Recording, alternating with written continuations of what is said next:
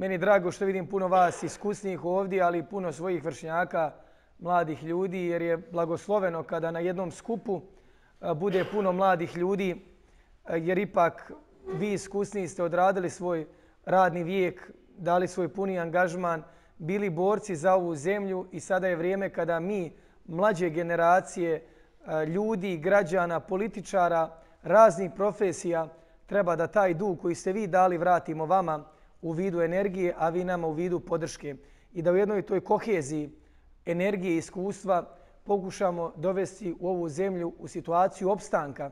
Prvo što trebamo jeste da obezbijedimo opstanak.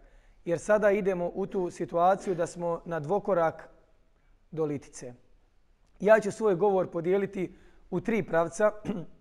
Inače ne pripremam govor, ali kako svakodnevno i čitam i srećem ljude, onda jednostavno od mnogo informacija i svega mi se javljaju ideje kako da se svakoj grupi ljudi, zavisno od događaja koji nam se dešavaju, kako politički, tako cjelokupno u našoj zemlji, podijelim i da govorim. Podijelit ću 3 pravca. Prvo je ono što nas sutra čeka. Ono što nas sutra čeka je makrosituacija naše Republike Srpske. Doći ću do grada Banja Luke gdje ću vam reći par stvari u gradu Banja Luci, a onda potpuno doći do vaših domaćinstava da progovorimo o onom što ste vi i ono što vas čeka i ono što vas dočeka kad izađete na prvi korak ispred vaših ulaznih vrata, vašeg dvorišta, vaše ulice ili na dolasku evo danas u ove prostorije, u ovu zgradu gdje danas diskutujemo. Sutra imamo jednu skupštinu koja je po meni liječenje posljedica, skupština koja ništa donijeti neće i oni koji ne znaju, sutra je vanredna posebna, već po 100. put sjednica gdje dolazi Dodik da nešto priča. Šta se sutra dešava i šta je to nas ko Republiku Srpsku snašlo? Zamislite, Republika Srpska danas po odluci Ustavnog suda ostala je bez poljoprivrednog zemljišta. Ostala je bez 20 i kusur % teritorije. Svo privredno zemljište koje možemo privređivati i obrađivati danas pripada nivou BiH, ne nama. Kako nam se to desilo? Ostali smo bez teritorije. Kako nam se desilo da Brčko koje je pripadalo Republici Srpskoj postane distrikt Brčko i da sa 49% teritorije imamo 48%? Kako se to desilo? Kako smo došli u situaciju da izgubimo 83 neke i već ovog trenutka 84 neke nadležnosti? Republika Srpska nema 84 nadležnosti i pitanja i obilježja koja imala. Izgubila grb, izgubila himnu, ostala bez vojske, Brčko koje je pitanje koje je prepolovilo Republiku Srpsku na istočnu i zapadnu. Nemamo jedan teritorijalni integritet, spojenost. Onda imovina vojske Republike Srpske se knjiži programom reformi koji Dodik potpisao, vlast se knjiži na nivo BiH i sad se zemljište koje se obrađuje knjiži na nivo BiH. I danas je Republika Srpska osakaćena. I danas je još jednom gatamo referendumom o odcepljenju, referendumom o Ustavnom sudu i referendumima. On dijeli te referendume kao da su kokice. Pa hoćete vi da uzmete 5, vi 12, vi 70. I došli smo u jedinu situaciju koja je potpuno nenormalna, da je 41 referendum koji je čovjek obećao. Ljudi, ja toliko puta, ne znam kome što, da sam mogao kod dijete obećati u šali, u mašti 41 put nešto nisam.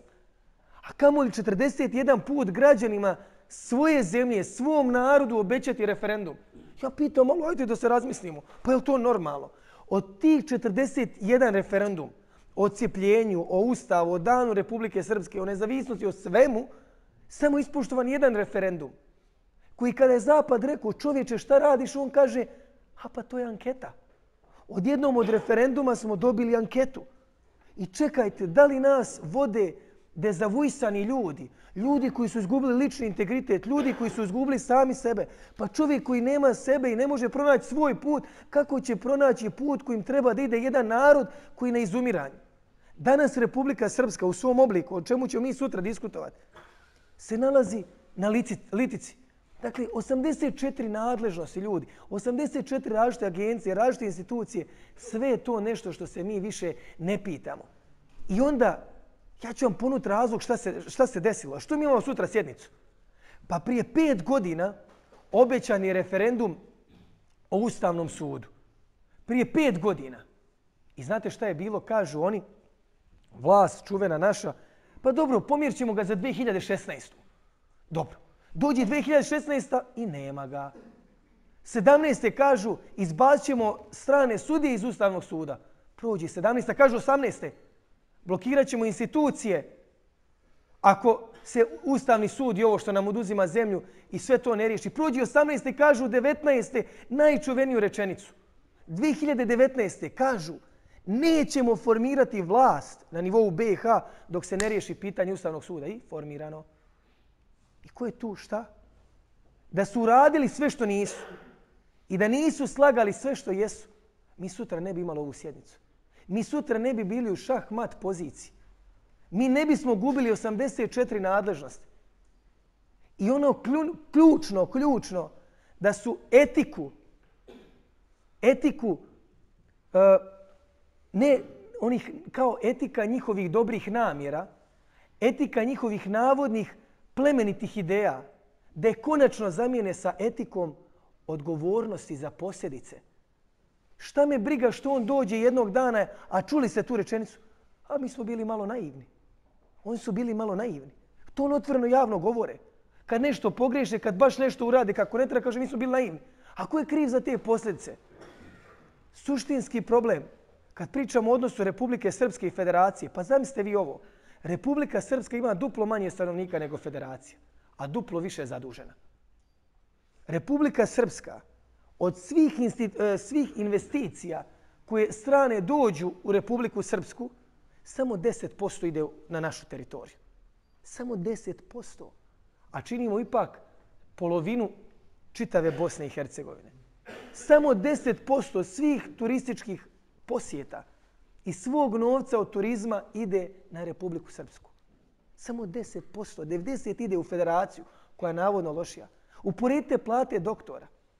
Ja šaljem ovdje jednu poruku u koju duboko svesrdno vjerujem. Šalje vam alarm da vam zvoni noćima umjesto budilnika. Taj alarm kaže nama ne treba ni jedna federacija. Oni nas sami ubiše. Oni nas sami protiraše.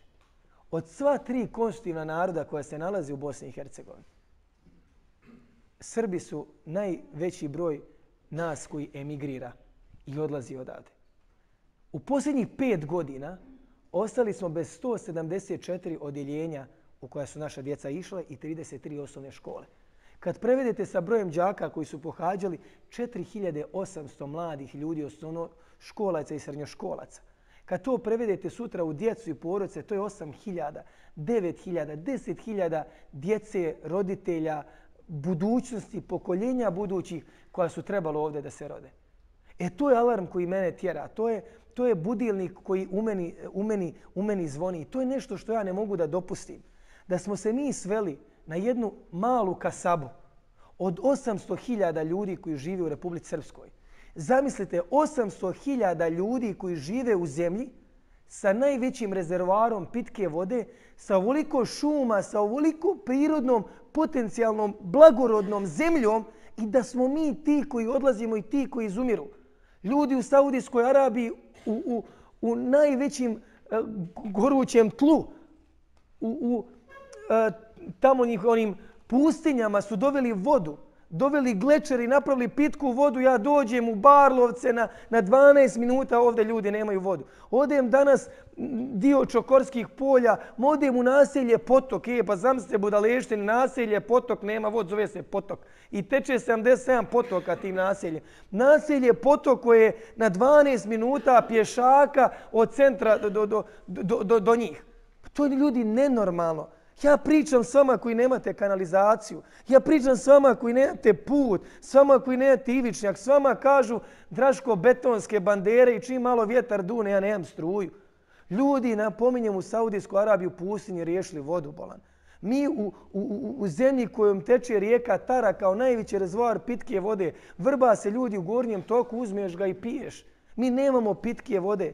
Voda u ovoj zemlji s česmom treba biti besplatna, ne treba biti račun za vodu. I sad ovom budaleštinom što nam rade, ovom budaleštinom što opet idu referendumi, što čovjek samo priča o cijepljenju, čovječe Bože, imaš li jednu drugu temu, mi izumiremo. Mi kad se ocijepimo, mi ćemo pomrijeti, Bog ti dao s tobom. I šta vam hoću reći, ima li neka druga tema? S ovom temom se skreće na jedan suštinski problem, će se do kraja godine, moramo preduhitriti. Prodali su Telekom.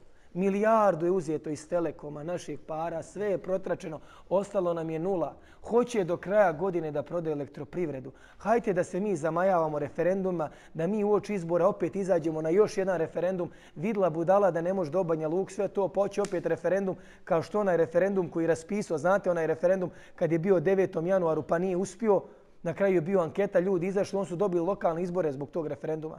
Opet na nacionalnoj temi dobio čovjek lokalne izbore, sad vidi da mu je ovdje malo, ima Drašku, ima Jelena, imate vi, ljudi se prepali za Banja Luku, raspisuje referendume, priča je da je Republika Srpska ugrožena, priča je da ćeš nas ocijepiti, raspiši nešto samo da dobije naredne 4 godine. I znate šta će uraditi, upamte moje riječi, ako ovo ne zaustavimo u novembru hoće da proda elektroprivredu za isto milijardu i nešto.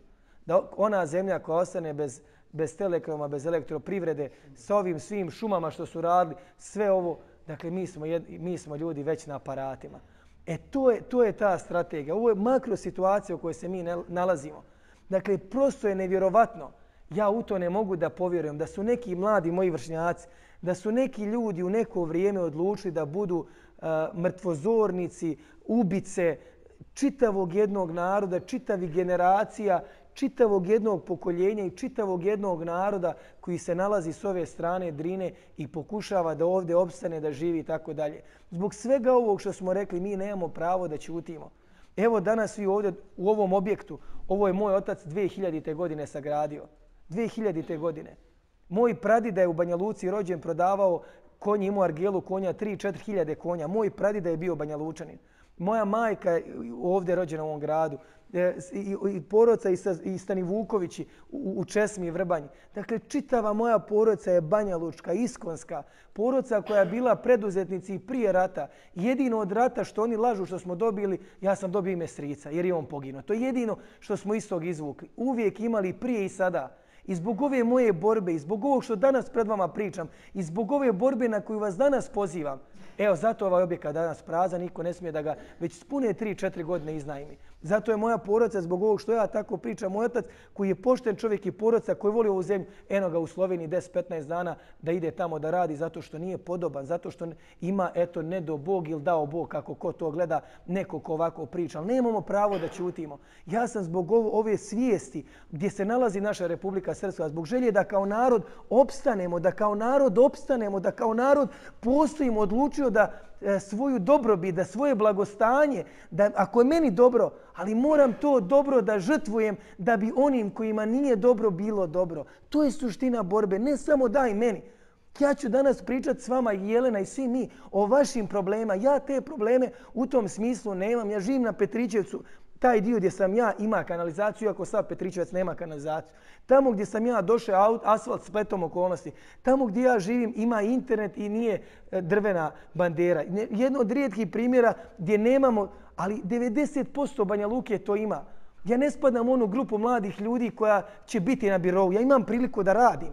I da se nisam bavio politikom. I da sam išao linijom manjeg otpora. Najlakše mi bilo da sam priveo svoje studije, kraju sve i radio u firmi moje porodice, jednoj tradicionalnoj firmi koja dugo postoji sa svojim bratom i nikad se ne bakćao i ne radi ovo što radi. Ali nije to cilj. Nije cilj u životu ići linijom manjeg otpora. Nije cilj u životu, svi povijemo glavu. A ko će onda da se bori? Pa ne možemo tim takvim ljudima da otvorimo sva vrata svijeta, da idu dalje i da rade kako hoće. Ovo što vam mi danas pričamo je jedna ideja.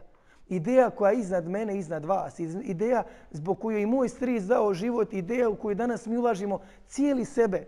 Ideje zbog kojih svaki dan idemo na sud. Ideje zbog kojih smo danas imali jutros izložbu tužbi. Ideja zbog kojih ona ima kazni. Ideja zbog kojih Vukan i ja imamo preko 100.000 maraka prekršajnih naloga. Kako sve prepleteno. Kakav potpuni paradoks. Ja sam zato ljud, zato svaki dan imam energiju. Moj je dan jutros počeo spletom okolnosti u 9 ujutru, u 12 bila izložba tužbi. Nažalost, ili na sreću, kako god da kažemo, išao sam u Veriće, Potkozar je taj dio da se borim da ljudi dobiju vodu. Da ljudi dobiju vodu, borimo se za vodu. Izvinite, ali se borimo za vodu. Meni je to nenormalno, ali se mi borimo za vodu. Ja stvarno idem kod ljudi gdje sam bio kod oca koji ima 6 djece i on nema pitku vodu. Djeca mu piju vodu iz bačvi, tuširaju se iz bačvi, polijevaju kantu u 21. vijeku. Pa Rimljani riješili te stvari prije 2000 godina. I danas te probleme rješavamo. Danas u 16 časova, prije nego što sam bio ovdje kod vas, smo imali drugu regrutaciju, drugi skup posmatrača. Imamo odličnu šansu da pobjedimo. U životu je najljepše pobijediti kad vam ne daju šanse. Nama već osiromašenom, ojađenom narodu, narodu u kojem je malo i uništena ova vjera, mi je vraćamo i baš iste situacije kad niko ne vjeruje, ja vjerujem da će mi pobijediti u Banja Luci. Znate što vjerujem? Zato što smo mi takav mentalitet naroda. Zato što je danas, evo, spletom okolnosti, mi smo u PDP-u jedina stranka koja je danas u Banja Luci ostala čvrsta. Juče je osnovan pokret jedan u Banja Luci koji počinje svoj put, kojem trebamo svi pomoći da oživi. Ali danas u ovom trenutku, ja se nadam da ćemo pomjeriti to i promijeniti to kroz nekoliko dana, sedmica i mjeseci do izbora, ali u ovom trenutku maltene jedna stranka opoziciona, potpuno jasna, evo, načelno, ideološki, sve se bori naspram 9 stranaka u vlasti. Demos, DRPOS, DNS, SNSD, Ujedinjena Srpska, Poligrafi i svi drugi. I to je sramotno. Pogledajte, ja vam garantujem da je u Banja Luci, da je 100% u Banja Luci 80% naroda nezadovoljno, a pogledajte paradoksa, od 31 odbornika u Skupštini 27 čini vlast. Ma samo idu da se nahrane. Pa imate onog Vukajlovića, kažu da mi je neki rod, tako mi je baka rekla, ne do od Bog. Čovjek puno 5 stanova od grada. 5 stanova uzeo kao na licitaciju. Pa znate kako te licitacije izgledaju? Raspiše grad kao da licitira da prodaje svoju imovinu i znate šta? I obavijest o toj licitaciji stavi u WC, da niko ne vidi. I kao bila javna licitacija, prijavi samo jedan čovjek. I kupi 5 stanova vikend sve za 200.000. To košta 1 milion. I tako rade ti. Zato su ti odbornici u vlast. Ne da vama učine dobro i ne zato što je narodu dobro. Pa zamislite paradoksa u ovakvoj lošem gradu, i infrastrukturno i poslovno, gdje je nezaposlenost mladih ljudi kulminirala. Imate 31 odbornika koji predstavlja vas. Sve nas. I njih 27 je vlast. 27 u redu. Nama dobro, to je dobro, to tako treba. Podržava odluke vlasti, podržava što smo mi opet danas protjerani sa trga. Podržava, evo ja vas molim, ajmo testirati ovdje, evo mi sad kad bi rekli, ajmo do trga, evo bezbijećemo 20 auta nek nas preveze. Ne budu nas hapsi na trgu, mi ne smijemo biti na trgu. Smiješ biti ovdje u objekt, ne smiješ otići na trg. Ovo je jedini evropski grad gdje se na trgu ne smiješ okupiti.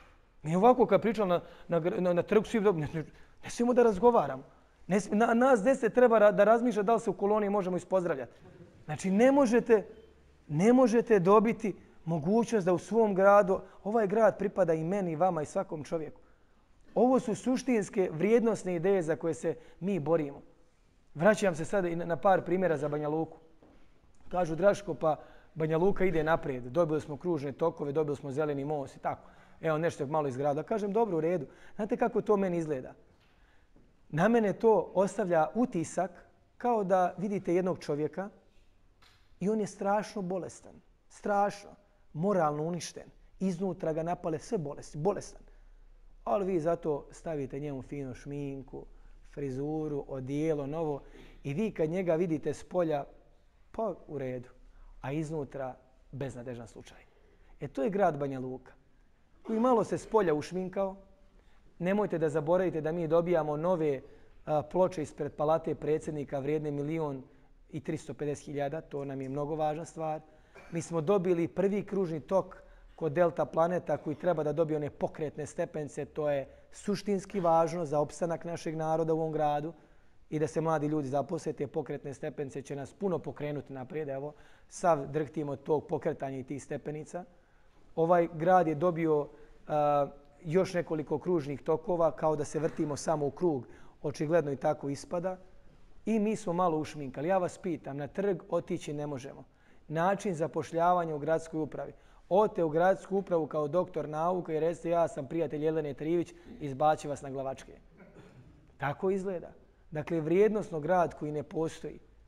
Gdje su investicije? Kad ste čuli da se napravila u Banja Luci neka mala firma u kojoj radi 52 čovjeka? Ta vijest nije. Otvorila se jedna firma, da vas ne lažem, u Bistrici, pa ih zatvorila se, bogme, za 12 dana. Eto, imala je 12 dana vijeka. Dobili smo to što smo dobili. Dalje, kažu, Draško, dobili smo zeleni most. Ja kažem, potreban je zeleni most. U redu. Koliko košta zeleni most? 3 miliona. Evo da vam ispričam. 3 miliona. Ja vas pitam, dobri ljudi, koji je dug jedinog preduzeća koji grije grad toplane? 90 miliona. I znate kako mi našim pamćenjem mene posjećamo? Ja tebi uzmem 100 maraka i uzot ja 100 maraka i poslije nekoliko godina, punih 20 godina, kažem, evo, brate, 5. I ti vičeš po gradu, Draškom dao 5 maraka, Draškom dao 5. Pa Bog ti dao, ja dužan tebi još 95. Šta je s glavom? Sjećaš se ti tog? To su mi u Banja Luci. Pa gdje je naša još 87 miliona od toplane? Pa mogli bi graditi most na svaki 50 metara. Mi dobili jedan i sad dižemo u plafon neke ljude, a zaboravili dug još od 90 miliona. Naprimjer, to je samo jedan podatak. Ne smijemo takve stvari da zaboravljamo.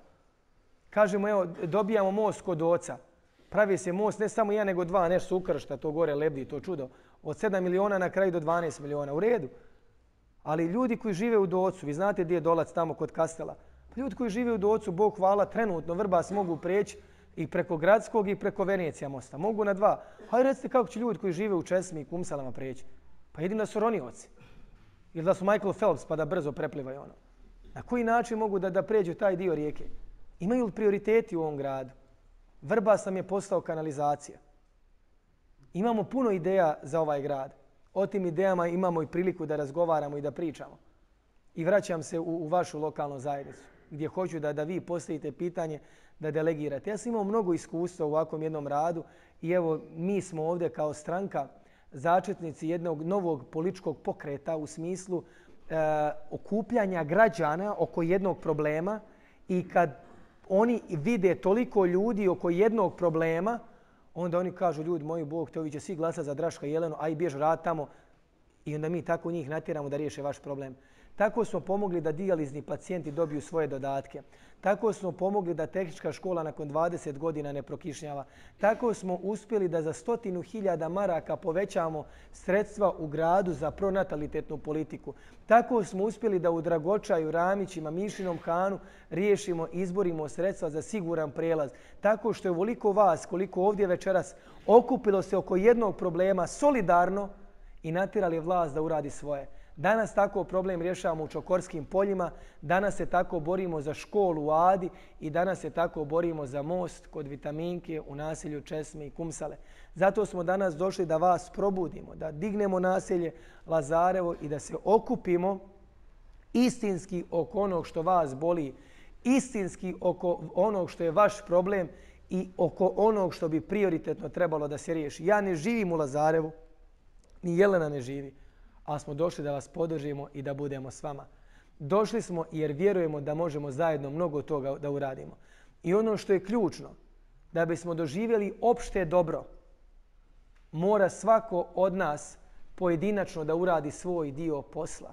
Ne možete reći, ja to ne želim da prihvatim od strane vas. Vidjeli se Draška i Jelenu, nama ste prenijeli probleme i sad mi treba da ih riješimo. Ja ne mogu sam, ali možemo zajedno s vama. I svako od nas mora po neki dio tog posla i zadatka da uradi. U ovom procesu opštih promjena svako od nas mora da krene od sebe. Malo sebe da promijeni, malo sebe da natjera, bez obzira koliko godina imao i koliko iskustva i obaveza i bilo čega. Niko nije amnestiran od odgovornosti da u ovoj zemlji bude bolje. Zato moramo se svi u tom pravcu pokrenuti. I uvijek primjer koji mi je toliko ušao u glavu, opet se vratno ono potkozar, šetam s jednim čovjekom, ja sav pun entuzijazma, a on meni ne može, on ne može mu i pobijeti, pokrašće glasove, ne može. I dobro, ja kažem, dobro, kaže on, Draško, u mom okruženju niko ne vjeruje. Rekao, u čijem okruženju? On kaže, u mom. Rekao, u redu. U mom okruženju svi vjeruju. Znači, moje okruženje svi vjeruju jer sam ih ja uvjerio. Jer ja vjerujem. Onda je vjerovatno do tebe. I vaš zadatak je da ukoliko možete vaše okruženje, vašu djecu, vašu unučiće, vaše roditelje mlađi na starije, stariji na mlađe, pa jedni druge, da raširimo jednu ideju.